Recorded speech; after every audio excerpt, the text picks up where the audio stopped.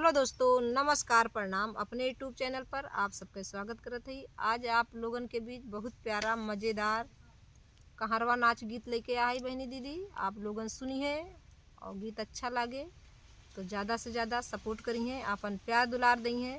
हम हमार देवरान दोनों जनी देवरान जेठान मिलके गावत हई बहनी दीदी। देखा दोनों जन के देवरान जेठान के जोड़ी कैसन लागत बा, आप लोगन कमेंट में बताई हैं और ज़्यादा से ज़्यादा अपन प्यार दुलार दी हैं। आवे गीत के सुनावत हई।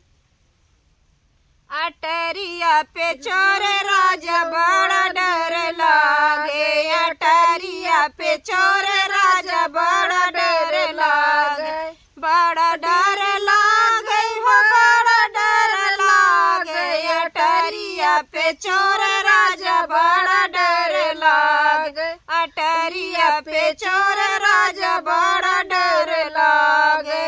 ससुर जो होते चलाई हम लेत, ससुर जो होते बोलाई हम लेत, ससुइया नाटे खट राजा बड़ा डर लागे, ससुइया नाटे खट राजा बड़ा डर लागे।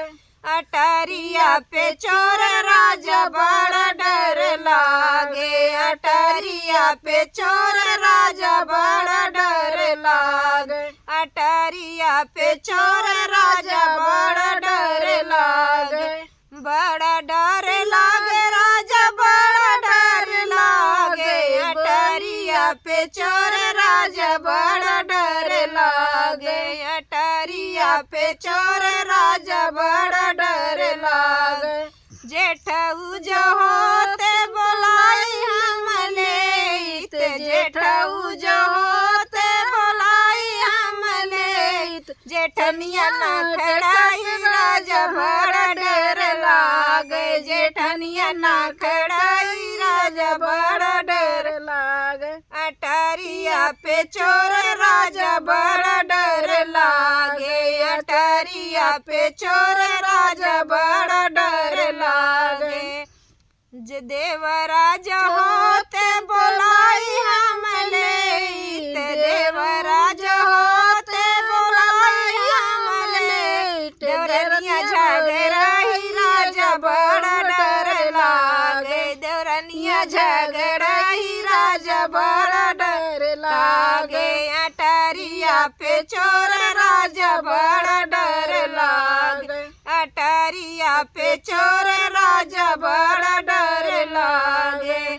ननदोइया जो होते बोलाई हम लेत, राजा स्वाइया जो होते बोलाई हम लेत, ननदिया ना खड़ाई राजा बड़ा डर लागे, ननदिया ना खड़ाई राजा बड़ा डर लागे।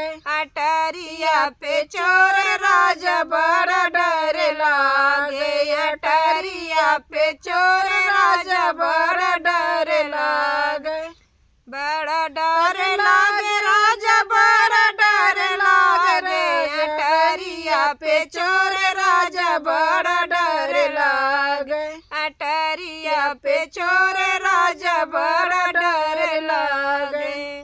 तो दोस्तों गीत कैसन लाग आप लोगों ने कमेंट में बताइए और ज़्यादा से ज़्यादा अपन प्यार दुलार दी हैं। मिलत है आगे वीडियो में, तब तक के लिए राधे राधे, जय माता दी।